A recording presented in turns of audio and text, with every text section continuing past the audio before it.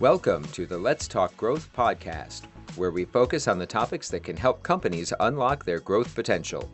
Now here's your host, Bill Hupp.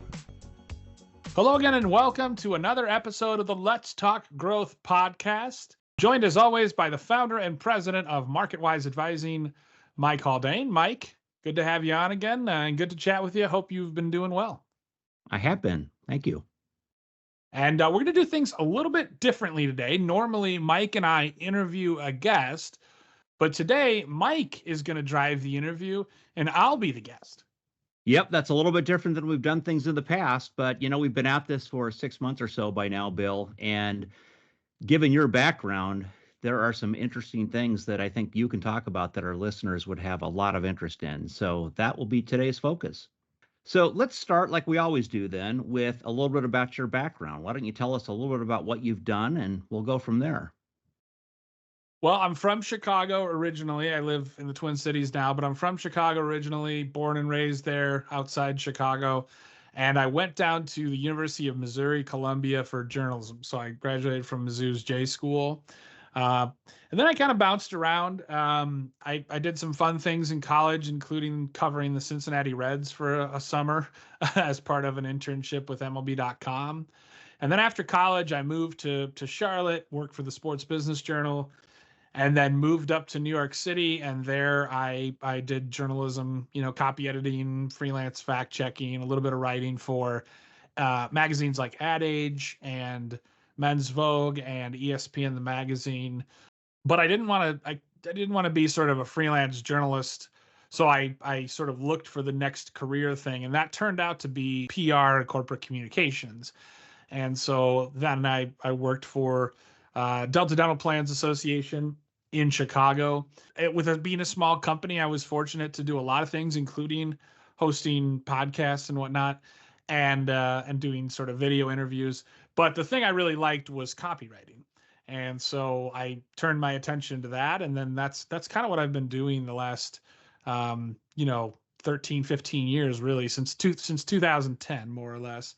And in 2015, I moved up to the Twin Cities and took a job with a fantastic little B2B safety workwear company called Ergodyne. Worked for them for a little while. So my day job has always been in marketing, but the side hustles, I think, are what people probably find most interesting about me and my professional career. Because through some connections, I've done statistics. I've kept stats at NFL and NCAA basketball games for Westwood One since 2010. I've done sportscasting since 2016, and really on and off since college. I've done voiceover.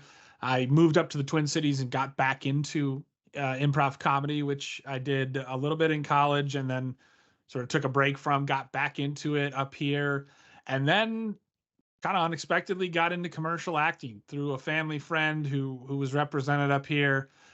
She was very encouraging to me as far as giving it a shot. And I was a little hesitant because I just didn't think I had the look they wanted, but she encouraged me that I did. And so I've been doing commercial acting up here in the Twin Cities, been represented by a handful of agencies up here since 2018. So it's been about 6.5 years that I've been doing that. And every year just seems to be getting better and better in terms of booking more spots and doing more commercials and stuff.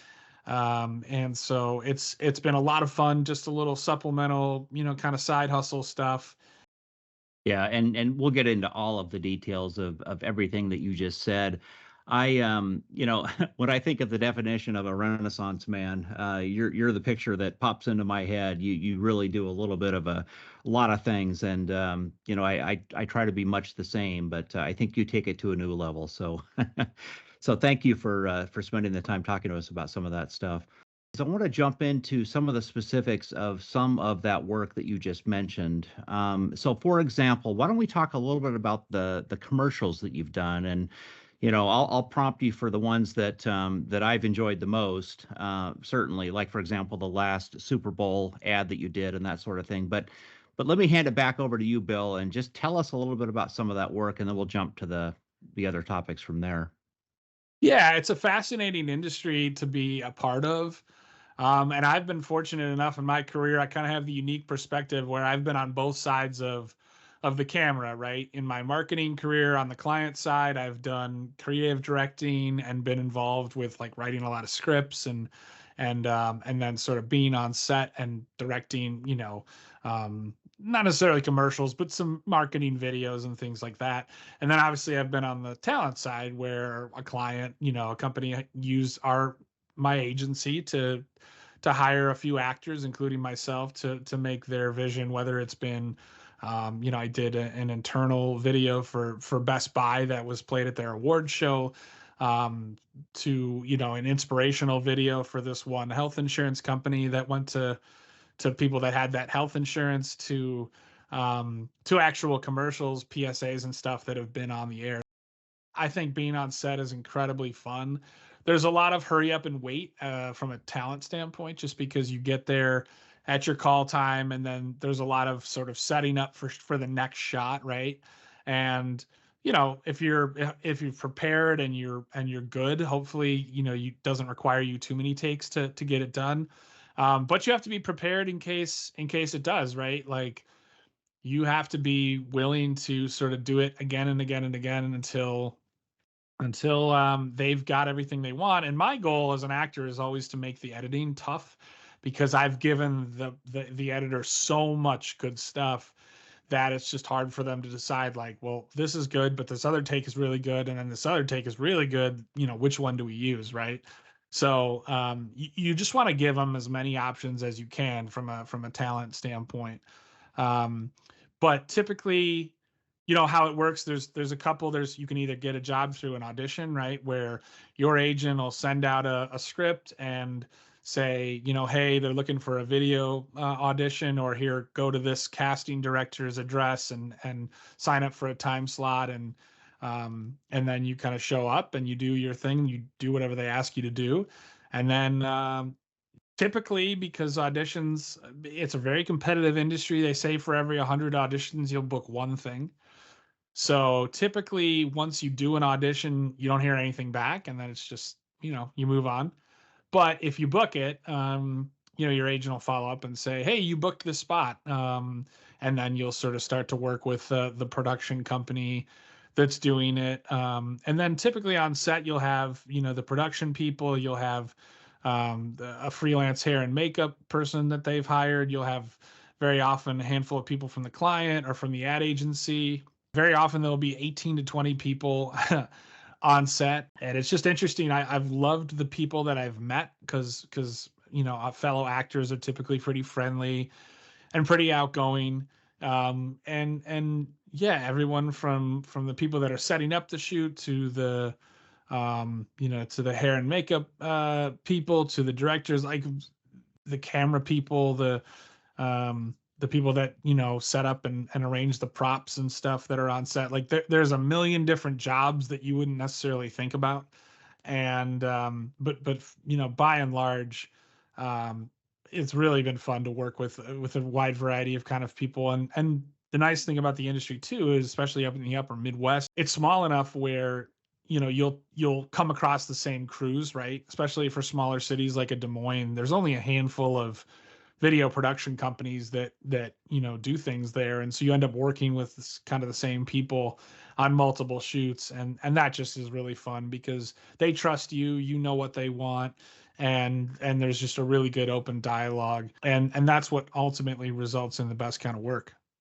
And so some of the brands that you've been a part of, then, if I remember right, there was one for the Iowa Heart Association. I think there was another that was for a brand of beef jerky.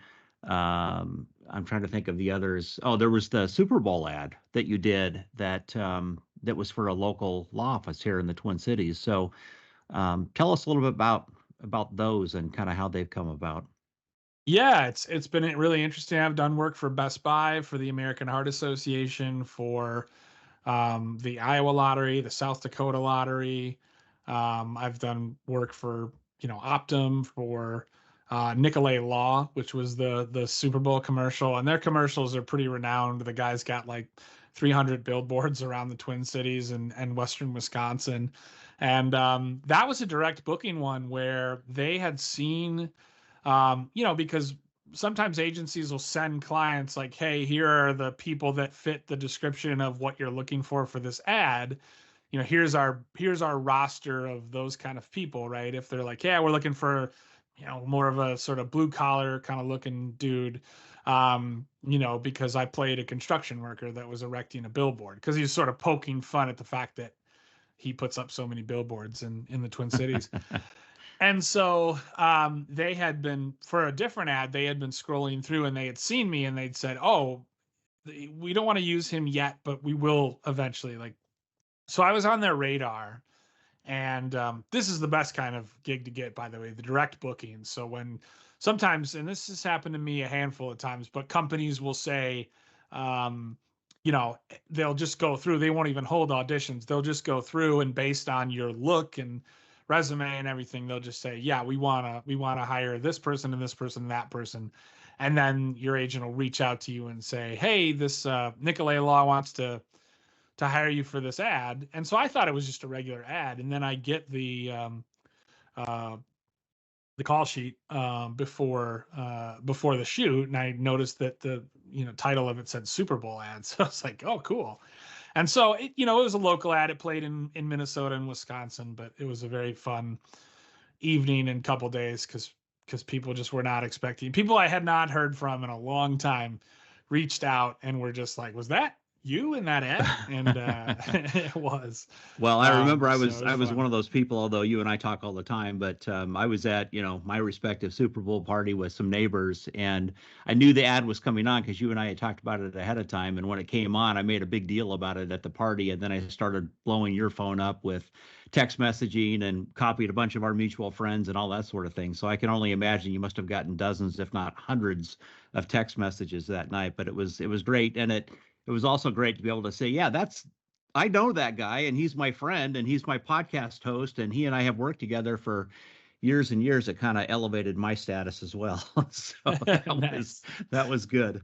Yeah, it was fun, and it was fun, and it was also like not, it was like a big deal, but it also wasn't, right? Because it was just a little, kind of local Super Bowl ad. I didn't know when it was going to play, so my wife excitedly reached out when it did finally air, and then she was getting blown up as well by her friends that recognized me. So I just think most people weren't expecting it, and so that, to me, that made it more fun and more funny, just because you're just watching the Super Bowl and people pay attention to the ads. It's the one broadcast where people really pay attention to the commercials, and so I think people were just totally taken aback by it, which was amusing.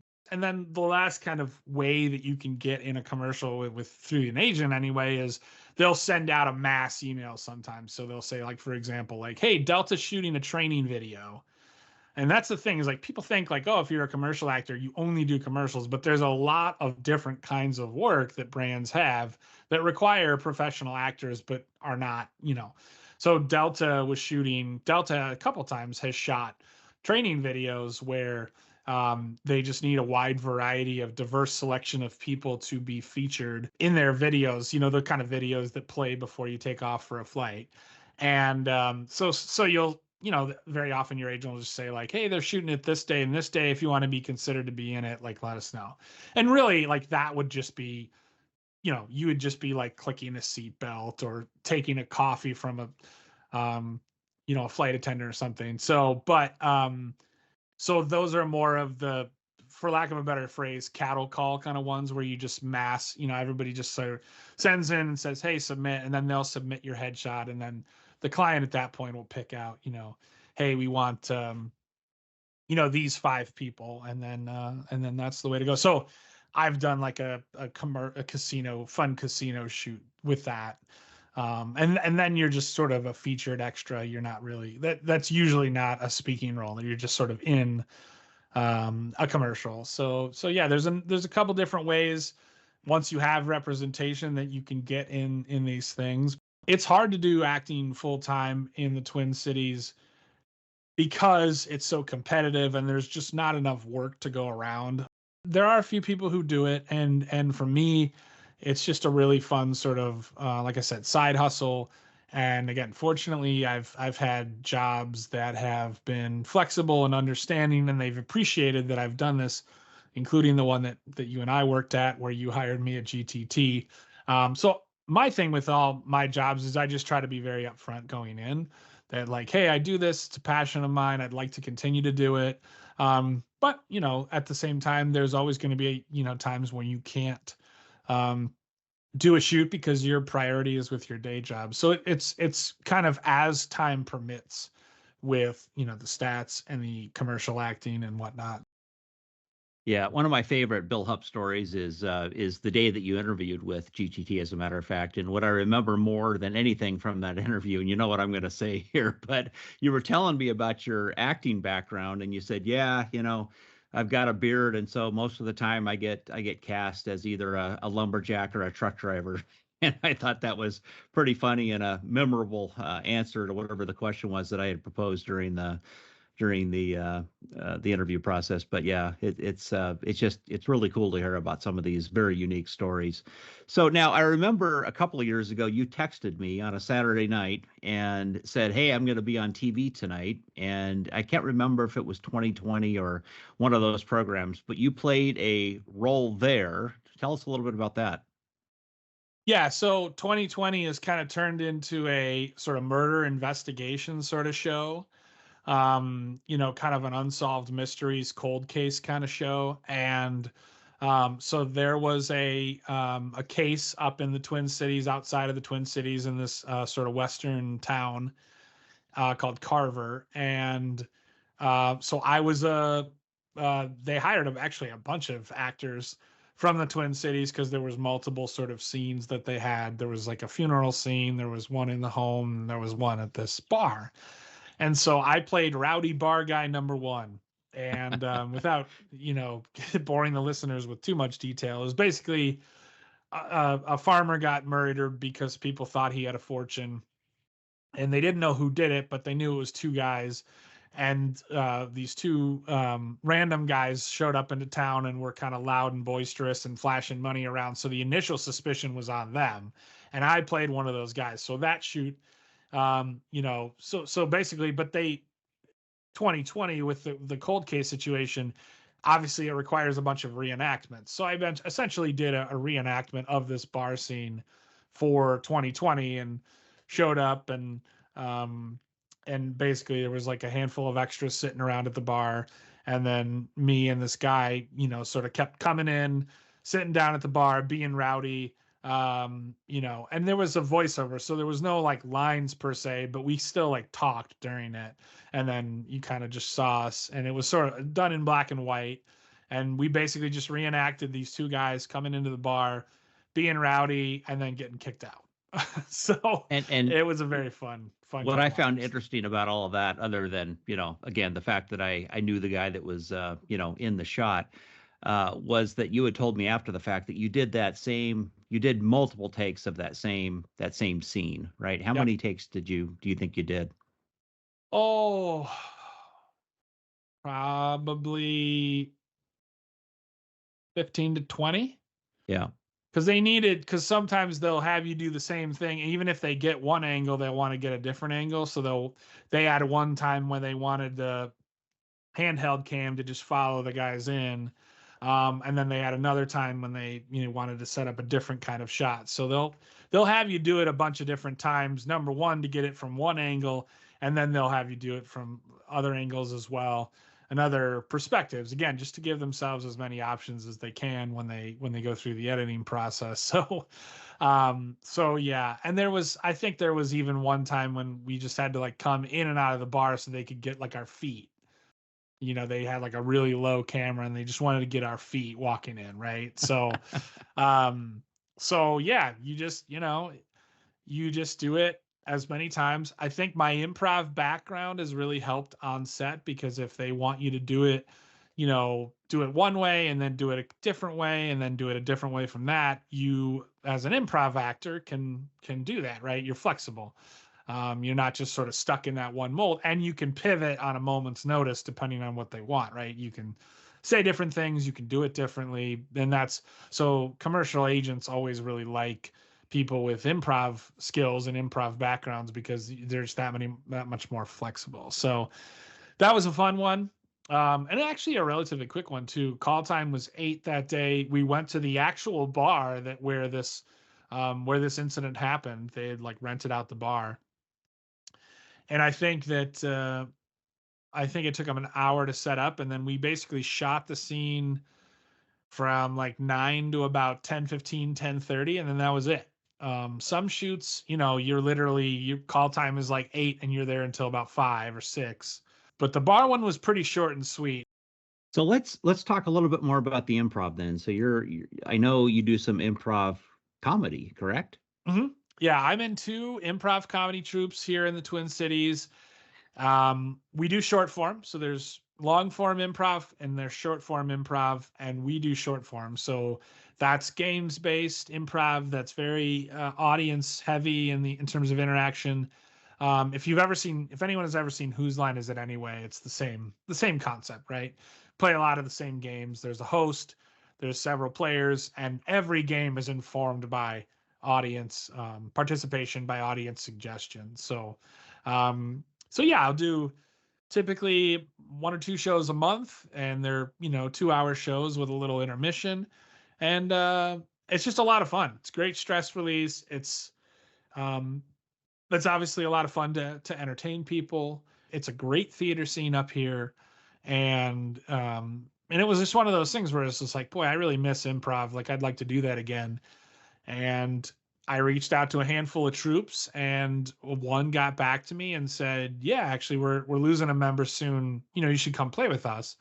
And so I started to, and I guess it's kind of like riding a bicycle because I sort of picked up where I hadn't done it since college, but I sort of rediscovered it, and kind of knocked the rust off, and I've been with them ever since, and we're going on 8 years because it was about 8 years in June 2016 when I started with them. So, and then eventually there's 2 troops that have sort of an overlap, Gestures and FEI, and so I eventually got asked to join Gestures as well. So I'm in those 2. I've done some local community theater, which is a little more time consuming, but yeah, it's a lot of fun, and something that I would contend a lot of people would really benefit from. There's a lot of life lessons that you can get from doing improv, from a teamwork, a listening, a yes and perspective. I think there's there's a reason that improv gets taught at a corporate level, because I think a lot of people could benefit from some of the lessons that you can learn through improv comedy. Yeah. Good stuff. So you mentioned this, but let's talk a little bit more about some of the voiceover work that you've done.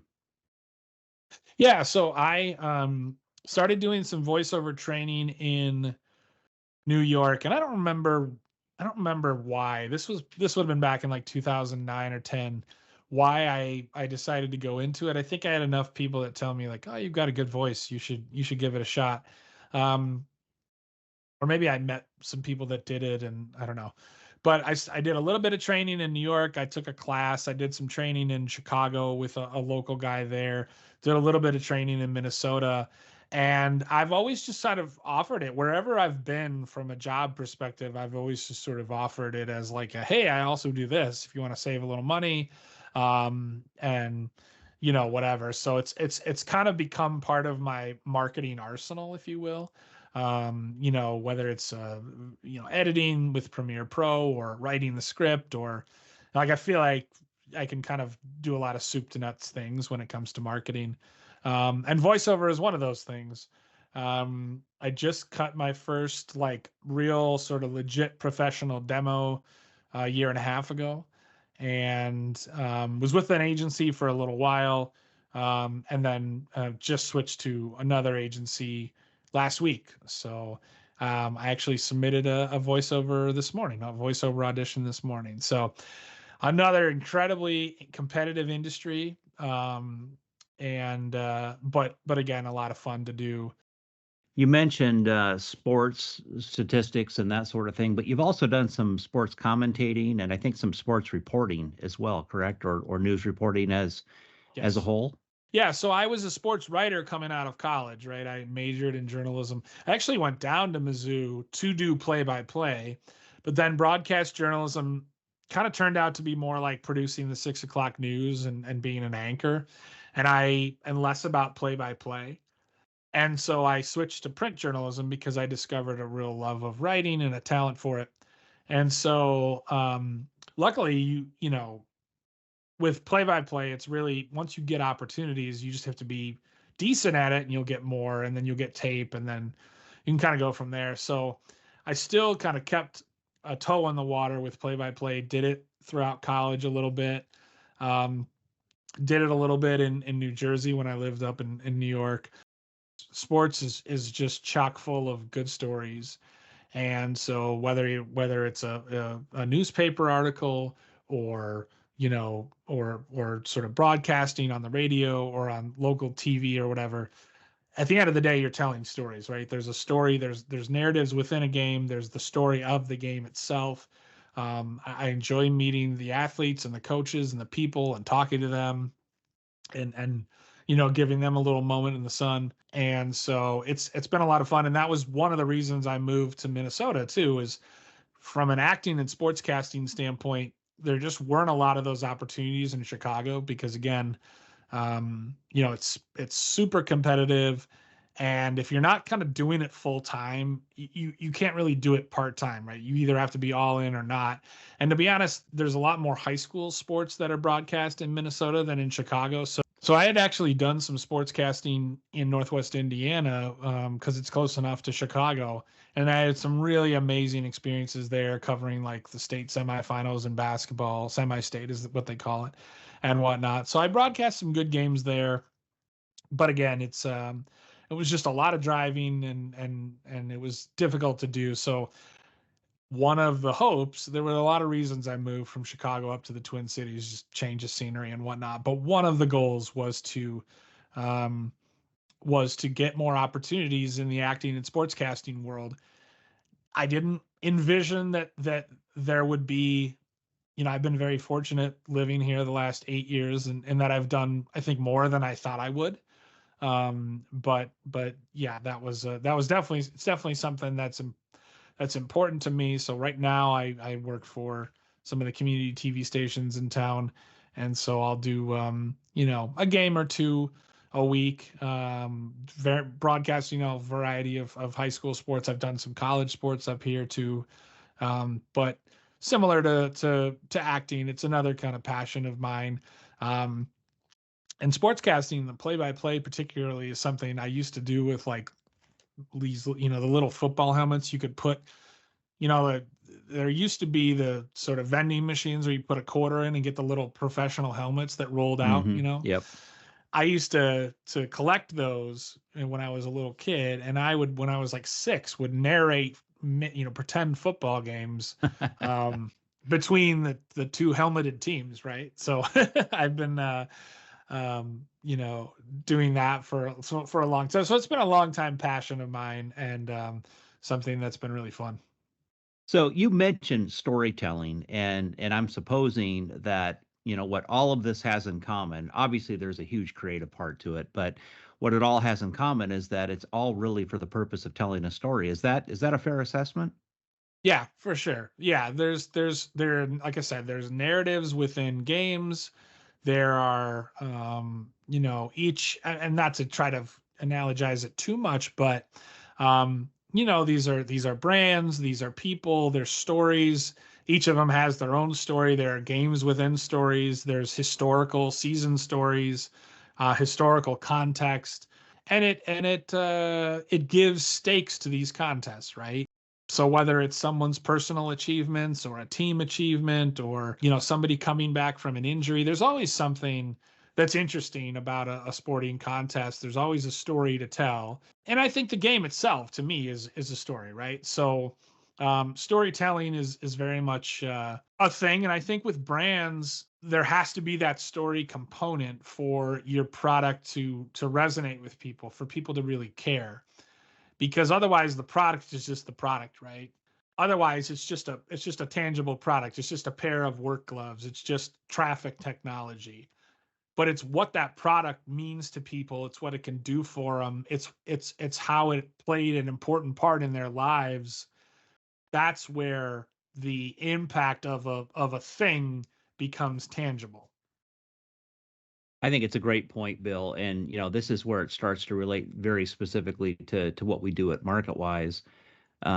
This is kind of the execution part of the commercial execution part of what we do. So, after the market research, after the strategic planning, now it's time to tell the story. And there are obviously a variety of ways to do that, and some are more effective than others. What have you found in terms of the most effective ways to communicate with that storytelling mentality in mind? What do you think works best? Well, from a marketing perspective, I think you have to know what your audience likes to consume, and I think you have to know your audience. You have to understand what it likes to consume, and then you have to tell the stories in the ways that it likes to consume stories. So there has to be a little bit of audience knowledge, and that can be, and you also have to understand market dynamics, right? Like in the mid 90s, we wouldn't be producing nearly as much video. We'd be still doing brochures and sell sheets and things like that. These days, though, with how much the culture consumes video, um, you know, it's not a bad thing to default to, especially if you can do a good job in a pretty short and sweet amount of time, and you don't have like a 15 to 20-minute video unless it's like a really compelling case study. So I think there has to be two thoughts, right? Like, what is culturally sort of the most relevant thing right now? And then also, what does my audience want to do, right? So podcasts are very culturally relevant right now. People like to consume them. It's easy. They can do it on their commute, etc. It's convenient, right? And it's on their time. But if I'm working in a, sort of, for lack of a better phrase, old school sort of B2B environment with people who don't consume podcasts, then maybe it's not the right fit for you. Maybe TikTok isn't right for your audience. Maybe you need to just be on LinkedIn when it comes to social media. But I think that um, ultimately you have to sort of look at the tools that are available for storytelling and then decide, okay, what is my team capable of? What does our audience want? And then how can we sort of deliver it and package it in a way that's going to be as sort of digestible as possible? Because and then you have to get creative too, and you have to think, okay, we've got this story, how many different ways can we sort of splice it up and make it available, right? What for our sales team to share or for people to consume on their own time. But yeah, I think there's a variety of different ways that you can go about telling a story, and that's where understanding your consumer or your audience, if you're talking from a B2B perspective, what is the way that they are going to want to receive their information? What's going to be most effective? Because you can produce an amazing podcast and tell a terrific story, but if no one's going to listen to it, then you're just spinning your wheels. Yeah, I like what you're talking about here, Bill. From my standpoint and what we preach from a MarketWise perspective is, yes, know the audience, understand what messages are going to resonate, and then you have to know how to reach them, right? And this is some of what you're talking about here. Is it over video? Is it over web content? Is it in a brochure or a case study?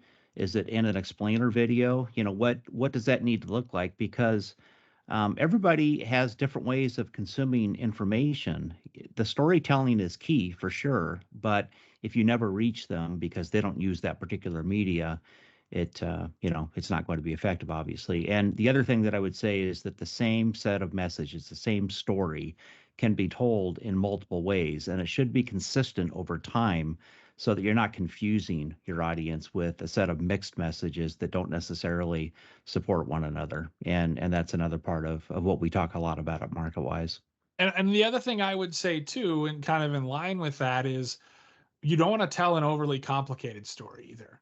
You want people to be able to have the sort of key takeaways from this story, right? Like if you are telling a story where where people after they consume it are just like, I'm not sure what to make of all that, then you've overly complicated it. And people should have a very clear understanding once you've told a story of, you know, sort of what the one or two impactful takeaways need to be from that story. And then you just need to tell a variety of different ones that sort of correspond with your product or whatever it may be. But there's definitely a risk um, of convoluting things, and you don't want to do that, obviously. Yeah.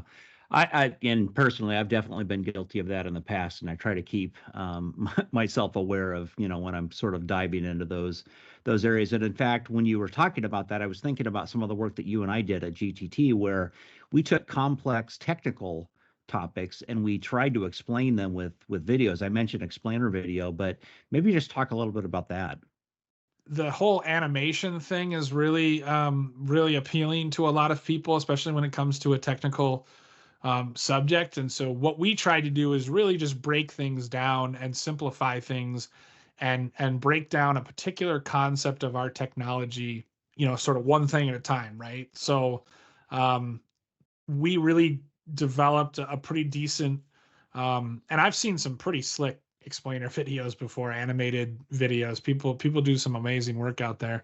But all you need is like a 60 to 90 second or 90 to second to 2 minute video that's animated, that's brought to life, that has a voiceover um, attached to it, that can explain, you know, a complicated subject. And then obviously you can use numbers, you can put definitions on there.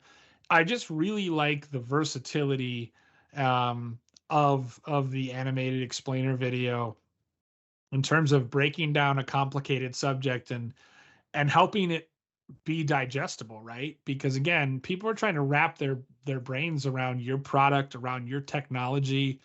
So it really, I think, helps to you know, sort of just really break it down and kind of take it one thing at a time, rather than trying to communicate multiple concepts or multiple aspects of the technology across one video.